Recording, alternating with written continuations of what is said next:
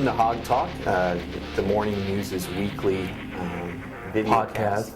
Videocast, that's right. Yes, videocast. I'm Robbie Neiswanger. This is Alex Abrams. Hello. Clearly, Alex is trying to show me up with his dress this week. He's Thank you. All dressed up, and I got the hat on and the polo. So that's all right. I just rolled out of bed, but that's okay. No big deal. We'll deal with it. So, anyways, we're here to talk to you about Arkansas football, of course. Coming off of another difficult loss, a 35-7 loss to Alabama on Saturday, and Alex, is really a rough day. Tell us what kind of things went wrong down there in Tuscaloosa. It was one of those games. Early on, Arkansas's defense was playing well, but the offense really never got going, and it was just one of those games where it was just the small little things kept adding up to obviously create this one-sided loss. Sure. Now after the game, Bobby Petrino said that he took the blame for this loss. He said that, hey, I didn't get this team ready. They didn't believe they could come in and win. And he said that because of that, the team was making all these small little mistakes, whether it's, a false start on offense, whether it was, drop passes by the receivers, they had a blocked punt. But to me, when Petrino comes out and says, it's on me. This team didn't come in here thinking they could knock out the number 3 team in the country. I know, Robbie, you were in there with me. Yeah. We all kind of perked up a little bit. One, it's not often that a coach necessarily takes responsibility for a loss, but just the way to say after a game that we didn't think we could win this game. Usually a coach says, we thought we could win, we just didn't do what was needed to win. But for him to come out and say, we didn't think we could win, I thought was rather telling. Yeah, it was a shocking statement, honestly. I don't think I've ever heard a coach say something like that after a game. But it's clear that we got a chance to ask some of the players that very question, and their thought was, well, not me, but if there was somebody there, obviously we've got to get that corrected, and it's something where Ryan Mallett said yesterday. During Arkansas's press conference, Monday. This is yes, Monday.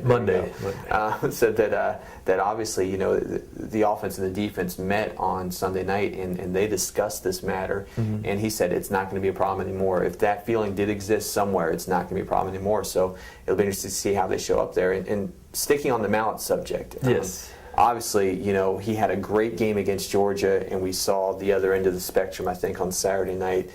What went wrong with Mallett's night? With Ryan Mallett, it was sort of like people realized that he's human. Yeah. And I know that sounds weird, but the first game, his debut, he goes out there, he's 17 of 22, I believe, for 300 plus yards. Comes back, and even though they lose to Georgia, he puts up over 400 yards and 5 touchdowns, no interceptions. So everyone's like, all right, hey, this is a great quarterback. He's just going to keep doing it. Against Alabama, we saw, okay, what happens when Ryan Mallett faces a fast, physical defense? Yeah. And the thing that really surprised me about Ryan is that, even though Alabama's defense is really good, I mean, obviously we're not taking anything away from Alabama's defense, but he was missing some throws that, frankly, to me, it wasn't even the defense. There were times where, Michael Smith would be open in the middle of the field, or there's a receiver open, and he would just either overthrow them, he'd underthrow them, he'd miss them, and it seemed like his mechanics were off. I don't know what it was, whether it was his touch, his footwork, a combination of all those things, but, and the offense stalled, I mean, they had 1 touchdown, an 18-yard pass to Greg Childs, but, to me, I was just kind of surprised that Mallett was missing a lot of throws that we had seen him make in the first 2 games. And I think it's clear that he got rattled by Alabama's defense. I think that was part of the problem. And, again, he said it during the press conference on Monday that, my mechanics were way off. He went back and watched the film and noticed that, he really got out of, what he does technically. Mm-hmm. And that's really what happened. And that's what he can't do. And we've heard the coaches say that before. Mm-hmm. So, obviously, it was a bad day for him. Petrino says he just needs to stand up and face it and say it was a bad day and move on. Every quarterback goes through something like this. Real quickly, we got to shift gears here and we got to talk about the defense as well. Yes. Obviously, they played much better in the first quarter. They played very good against the run, but the big plays is really what hurt Arkansas on Saturday. So you give up 3 plays of 50 yards or more. That's never a good sign for a defense. So Alex, just talk about the defense and the day that they had. At first, I don't know about you, Robbie, but I was surprised at how well the defense was playing early on. Early on, in the first quarter, they only gave up 2 first downs and 31 yards of total offense. So, to me, I was really impressed. Like, wow, maybe the defense really did get the message, and coming off the Georgia game. That said, then they give up. Trent Richardson has a 52-yard run where he breaks 4 tackles, and Wendell Davis had a chance to tackle him in the backfield and missed, and that was a big score. Then they get the Julio Jones 50-yard trick play, Yeah. and that hurts them. And then the 80-yard touchdown pass. So, the defense, I know, Bobby Petrino was saying, hey, the defense made progress. Yeah. That said, there were still 3 plays that just really killed them. You take away those 3 plays, Sure. which you can't, but you take those away, and it's a completely different game. Now, what do they have to get ready for? Yeah. Here comes Texas A&M, and this offense, all the 3 opponents, they're not the strongest at this point, but Texas A&M's 3-0. They're the nation's best offense as far as total yards fourth in go. scoring. Fourth in scoring. So what kind of challenge is this going to be for Arkansas? I mean, this is going to be a game. This is a game that I think.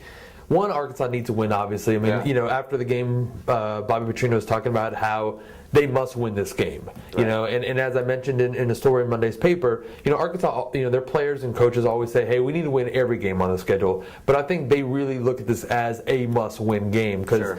They're 1-2 now. If they drop to 1-3, and then they have Auburn coming up, at Florida, at Ole Miss, they could really, that's the toughest part of their schedule. If they don't get at least a win here, they're really going to have some hard times. But this game, going back to your question, is huge because obviously it's going to show Arkansas's offense is going to have to score a lot of points, I think, to kind of match Texas A&M's, and the defense is going to have to play well to try to slow down Texas A&M. So this is a game that, frankly, we'll know a lot more about this team after this week, I think. Right, and obviously it's a big week. Getting to go down to Dallas, getting to go to Jerry Jones's new stadium, or as Bob Petrino called it on Monday, the Taj Mahal. Yes. So it's going to be interesting to see what it looks like. Obviously, this is at the start of a 10-year deal. 10-year series between these 2 teams. And it could go even longer after that. It could go even longer after that. And it's really a chance for Arkansas to have a permanent place in Dallas. Obviously, Dallas is a big area for Arkansas. We all know that. Yeah. But how important is it to have this series down here for 10 games as far as recruiting, as far as exposure and things like that, and the money that they're getting for this game? Yeah, the fact that Arkansas is going to be on TV, they're going to be in that stadium. When you are recruiting, you tell kids, hey, every year you're going to be playing in Cowboys Stadium. The parents are going to be able to watch that game or go to that game. So I think this is going to be huge, and they make $5 million per game off it. Real quick, we've got to move on now. Obviously, there's going to be several keys to this game. In short form, I guess, give me one key for this game. All right, I'm going to go with the offensive line. I know obviously the defense is going to have its hands full, but I think the offensive line has really struggled. Arkansas hasn't got much of a running game at all this year.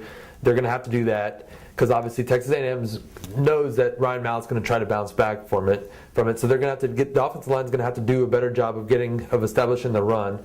And that said, they're also going to have to give Ryan Mallett some protection. Against Alabama, there were times he's running around, he's just kind of running for his life, and he's just throwing it away. I think they're going to have to give him some protection where he could go downfield and try to hit those receivers like he did in some previous games. And obviously, one key I'll throw out, Arkansas's their defensively, they're going to have a new challenge in Texas A&M quarterback Gerard Johnson, who is playing very well right now. He's thrown 9 touchdown passes, no interceptions. He scored 4 touchdowns, on the ground, rushing touchdowns. He's a dual threat kind of guy. He's very talented, very productive, and it'll be interesting to see how they handle this guy. So, anyways, and with that said, let's get some predictions. All right. It's prediction time. What do you think, Alex? I'm going to go with, I think Arkansas wins 35-31. I think the defense is going to give up some more big plays, but I just think Arkansas realizes that its backs are against the ropes. Yeah. I think Arkansas knows they must win this game. So I think there's going to be a much better effort. I think the players are going to go out there and really fight and play as if, okay, if we don't win this game, this could be our season. Yeah. So I think they're going to have enough down the stretch to pull out this win. I'd say 35-31. The offense gets going again. Defense still struggles, but ultimately Arkansas has enough at the end. And I think Arkansas is going to win as well. I think the score will be 38-35. And I think one big thing is that Arkansas's 2 tests, even though they've lost these 2 games, they've played 2 very good teams. That's going to come out ahead of Texas A&M because they haven't been tested yet. So that's the way I see this thing falling. And maybe this goes back to the question that we were talking about when Arkansas was playing Georgia. Arkansas is tested, Texas A&M isn't. When Arkansas played Georgia, Georgia was tested, Arkansas wasn't. So. Yep. All right. Well, that'll do it. I think we're out of time. So we appreciate you tuning in this week, and we're going to go check out Dallas, let you know what it's like down there, and we'll let you know all about when we get back next week. And maybe next time I'll be wearing a tuxedo. That's right. And maybe I'll be wearing a T-shirt. How's that sound? All right. Until next time, take care. Thanks a lot.